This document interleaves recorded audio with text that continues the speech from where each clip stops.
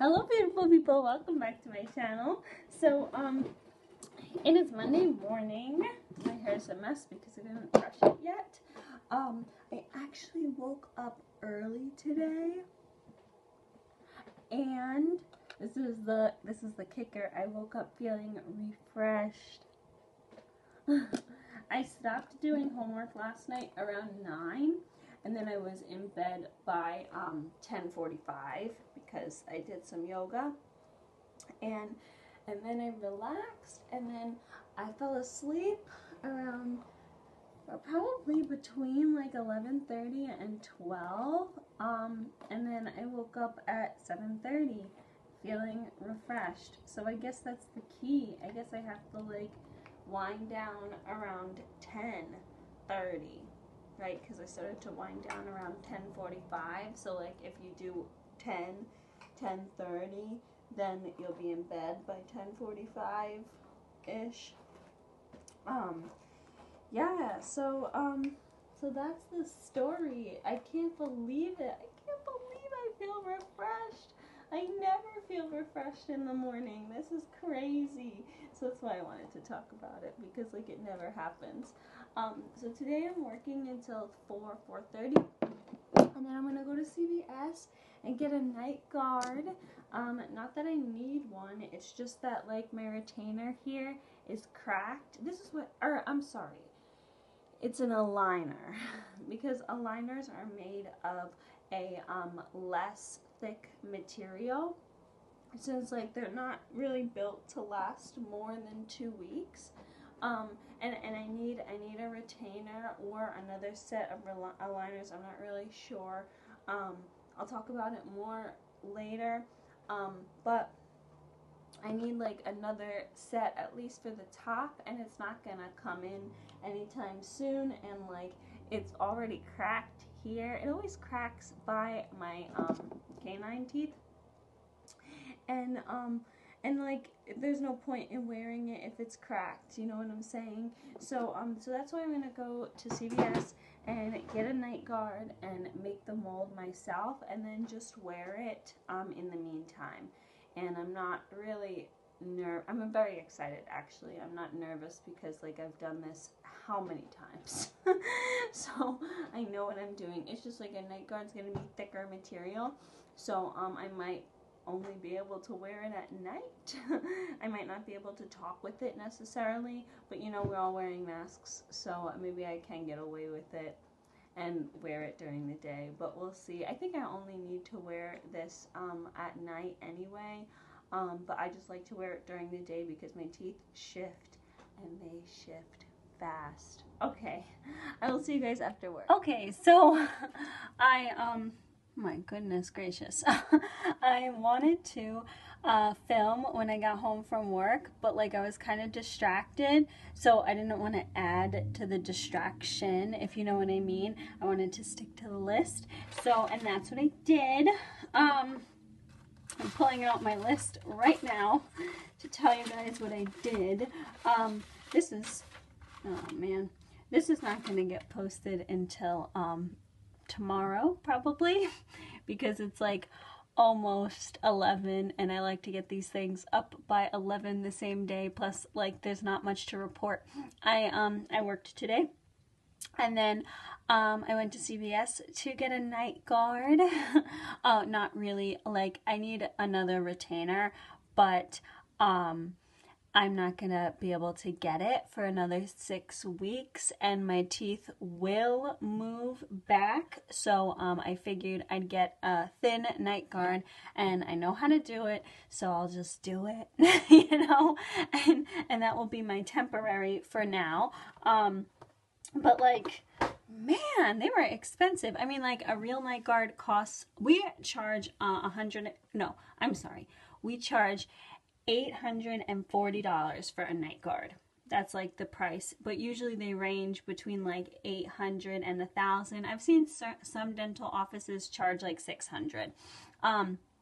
But yeah, anyway, but when I went to CVS to check out the night guards, the one I wanted was $45 for one, and I was like, that's kind of expensive. I mean, like, it's not in the whole scheme of things, but like when there's other places selling them for, you know, 20.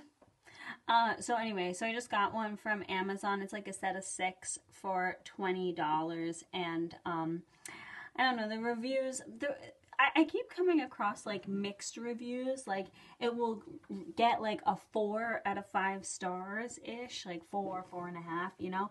But then like there's good comments and then there's negative comments. So it's like I don't really know what to believe in those types of situations. But we'll see. I mean, the reviews stated that it was very thin, but that's kind of what I'm looking for. I don't really bite my teeth.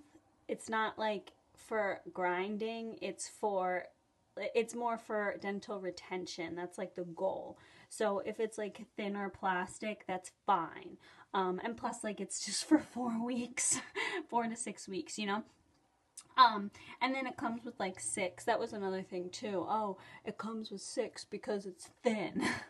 And I'm like, well, that's good. I'd much rather have 6 because maybe I'll end up going through 2 of them, you know? So anyway, I'm kind of excited for that to come. I love doing stuff like that.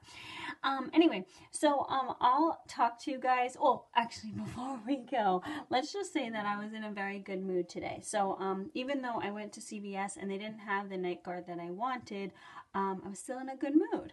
And then like I did my homework, a little distracted, but I was in a good mood. And then it rained like all day. It was like really crummy mix type wet. Like it was like slushy and rainy and hail. It didn't snow, but apparently we're getting a snowstorm, which is really exciting. And anyway, I love when it rains. I love when it's crummy weather outside, actually. So even though like the day was all right, I don't know, I was in a good mood. And you know what? I think it's because of sleep. I think it's because I got a quality night sleep last night. The one thing I did differently that I don't normally do, I did yoga right before bed instead of like an hour before bed. That was number 1. And number 2 is that I ate before bed. Like I had cabbage and oatmeal. Usually I don't eat at night, or at least I try not to. But I don't know, it helped, as weird as it sounds. Anyway, we'll see. I don't really know if those factors will help, you know, make it happen again. I need to figure out how to get consistent, nice, quality sleep, because it's not, you know, everybody's like, oh, you should go to bed earlier. Oh, you should drink less caffeine. But like, okay, maybe drinking less caffeine. But like, I didn't do that yesterday. So like, I don't really know, you know. I have to figure out how to get quality sleep. It's not necessarily the length of time, because you know, sometimes I'll go to bed, I'll sleep for 8 hours and I'll be like really draggy, and other times I'll sleep for 5 hours and it will be really nice. So figuring out like an ideal sleep cycle and exploiting that, getting a nice quality sleep, is going to be the goal to try to imitate as much as possible. But anyway, long story short, tomorrow I'm thinking about doing some journal entries because journaling is really, really important, especially if you work in healthcare and you're doing sessions or patient care or any like type of evaluation. When I was a music therapist, whenever we did like a mock so like before I started working with patients, we did mock sessions for each other in class, and we always had to write like some stupid it's not stupid, but I don't like writing. I'm not very good at it. And we always had to write like a personal analysis of how the session went. And I hated it. I was like, the session is over. Move on. You know, that's what I was thinking. I don't like writing. I can't express how I'm feeling. I can't express my emotions. And then also too, when you're doing a session, it's sort of like when you're performing, at least for me, you know, you're like in it, you're in the zone, and then you kind of disregard everything that's going on around you. This is what used to happen when I did music therapy sessions at the very, very beginning. Like now you can't do that, you know, or now it's like that's performance mindset. When you're a music therapist, you have to think of everything going on. You have to be present. You have to break that fourth wall. But when I was just starting, it was very like, oh, I'm performing. So that would happen, and then they'd be like, oh, personal reflection of the session. And I'd be like, I don't remember what happened in the session. Yeah, like if you videotaped it and you gave it to me to review, I could do that. But like that's not what they were asking. So anyway, I hated doing these things. I hated it. And then the more I did clinical training, the more it was asked of me to evaluate a past session and how to improve it for next time, which personally, I hated. I hated it. I don't really care. I don't care what went right, and this is what I used to think. I don't care what went right. I don't care what went wrong.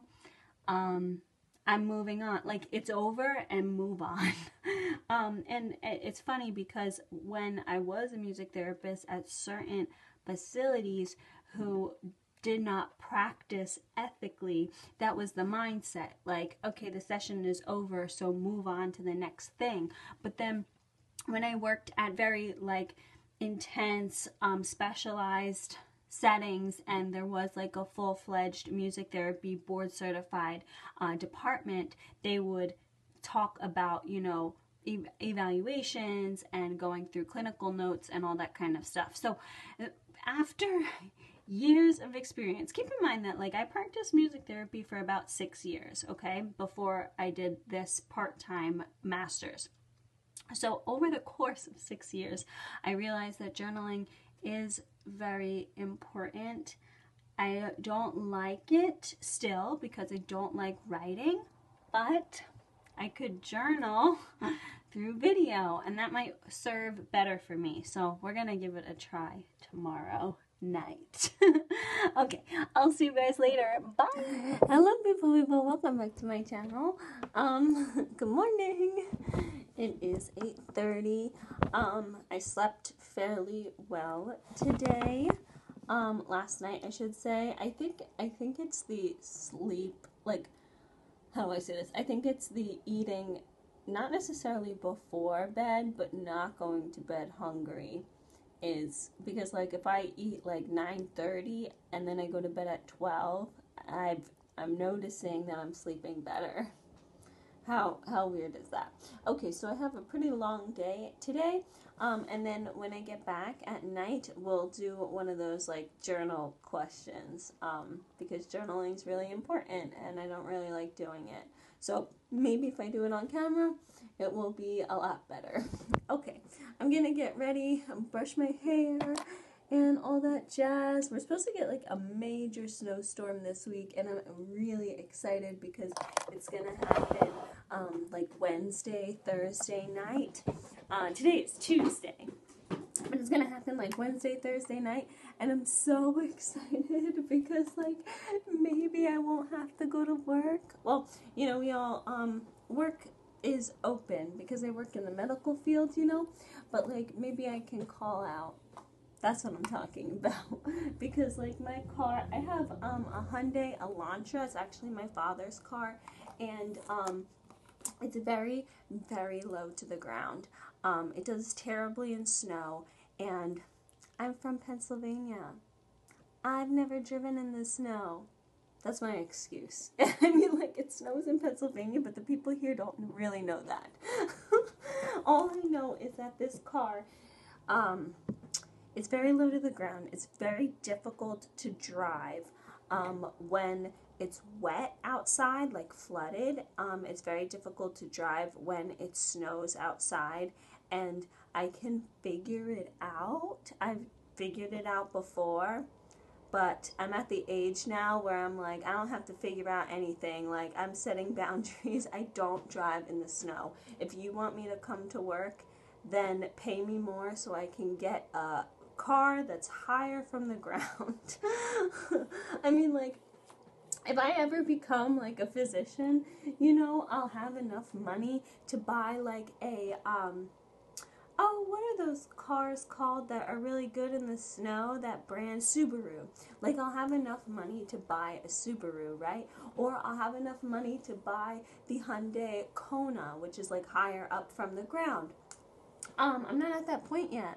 And you know, you're my employer. You know I'm not at that point yet. So, like, I'm not driving in the snow.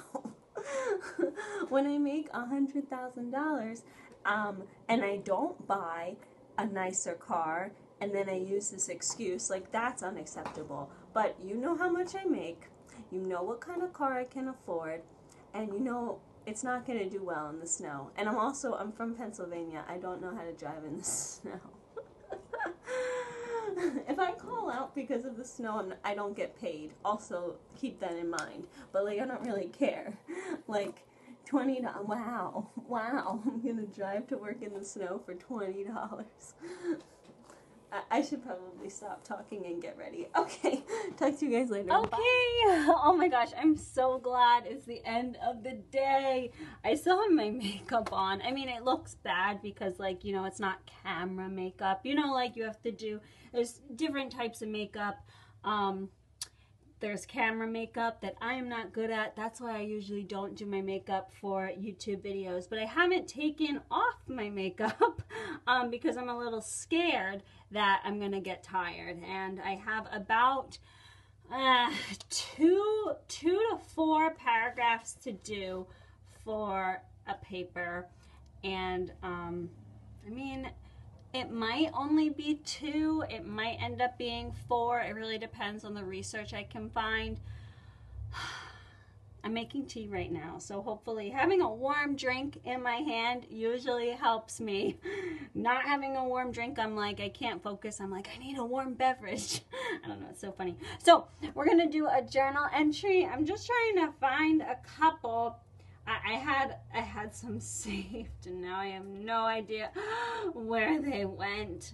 I had a couple of ideas. There's a mental health journal prompt, but like that one is a little deep. Okay, here we go. This is 50 journal prompts for a new you. What are we doing next year? We are going to try to get up early, which has been going well, by the way. I think, I don't know, I'm not really hungry right now, so I'm probably not going to eat tonight. But, like, I can't believe eating oatmeal and cabbage before dinner helped me sleep more. Helped me get more quality sleep. That was kind of strange, but we'll see. We'll see what happens tonight. Okay, so let's dive in, shall we? In this moment, what are 4 things you are grateful for? I'm very bad at doing gratitude. If you haven't noticed, like, I come across very bubbly. I come across as the glass is half full. Like, that's the outside persona. But deep down inside, the glass is half empty. I'm very negative, and I'm trying to be a little bit better at that. So this is a good exercise. What am I fortunate, grateful for? Definitely the heat. I don't know if you hear it. It's very warm up here. The lights, electricity, food and water, all the essentials. My energy, like, I'm fortunate for, actually, let's back up. I'm fortunate that I have a job. Yes, I don't make that much. Yes, I get burnt out, but at least I have a job, and at least I have income coming in, and I live below my means. So I'm fortunate and grateful for that. I think I was only supposed to do 4, but I'm fortunate that my basic needs are met. I'm fortunate that I have a job. I'm fortunate that I have a scholarship so I can do this and not pay out the wazoo. I'm fortunate that I still have my family. I mean, it's crazy to me that, like, like my mother, for example, like, she lost a parent very young. You know, she only had one parent when she was my age, and like that's crazy. And that happens all the time, but it's just crazy to me. Like I'm not young, but I am young. Like, you know, I feel like I'm too young to lose a parent. I'm too old to be working part-time, like, you know, like what I mean. But like, I'm fortunate I have both my parents, and I'm fortunate, you know, everyone in my family is healthy and good, and I'm with a guy who actually likes me for who I am and doesn't see me as an object or a trophy.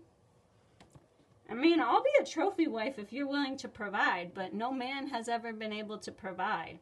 So, how do you spend your Sundays?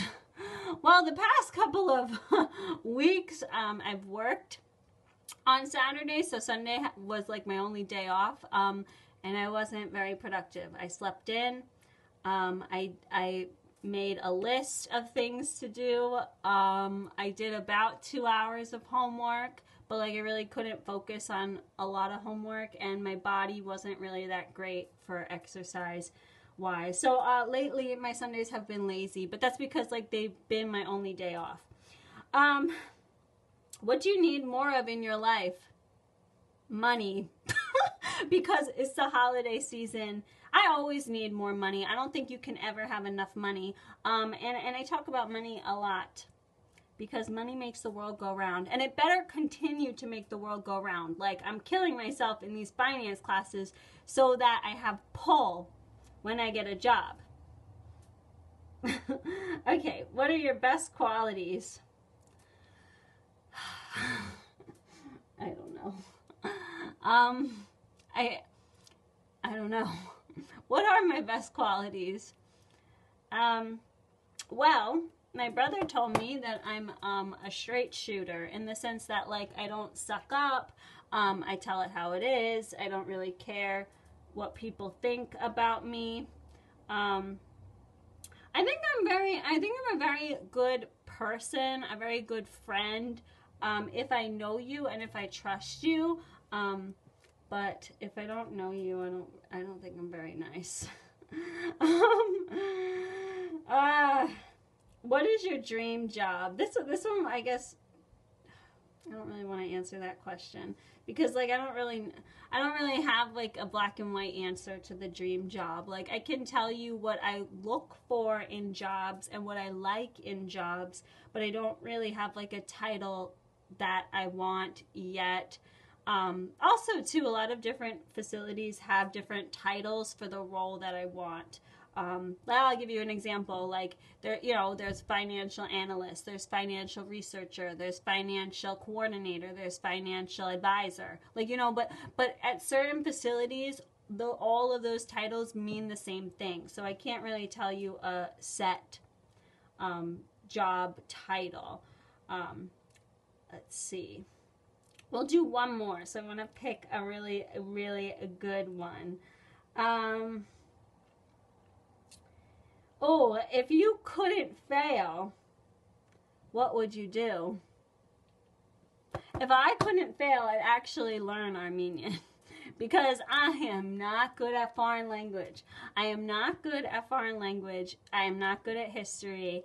I'm getting better at writing, and I think that that's something that should be notated, that a STEM person is getting better at writing, but naturally I'm not very good at writing. It takes me a while to write a paper, and it takes me a while to kind of think how to write it strategically for the prompt. And writing a research paper is still really hard. Like, I don't mean like a school research paper. I mean like a scientific journal article research paper. That's still very difficult for me because like I'm a science person. I'm a math person. I deal with numbers. I deal with data. That makes sense to me. But like trying to write it is sometimes difficult, but I'm getting better. But yeah, if I couldn't fail, I would definitely learn Armenian. I've tried to learn Armenian several times. My father too. My father has taken Armenian lessons at church. I've taken them before too, and we both really don't do well. My mother, on the other hand, she's very good at foreign language. Like when we went to Italy and I took Italian in college and I was horrible at it, okay? I mean, I got an A, but like the point is that it was one of the hardest classes I've ever taken, and I don't really know why it was so hard. My mother, on the other hand, I gave her my Italian books and she picked it up so fast. Yes, that's what I would do. I would learn Armenian if I knew I couldn't fail at it, because I failed multiple times. I'm not done trying though. My man and I, we're gonna take Armenian lessons when we get old and bored with life. Right now we're like young and we have career goals, but once we like reach all those goals and stuff and we're like, I don't know, 60s, on the verge of retiring, we'll do the AGBU church Armenian lessons, and it's gonna be hilarious because we're both not very good at foreign language. Okay, so I hope you guys enjoyed. I'm in a great mood today, if you can't tell. So I'm going to go get my hot water, make a little tea with apple cider vinegar, and hopefully get this paper done tonight, and then I can celebrate with a shower. And then tomorrow I'm going to get up.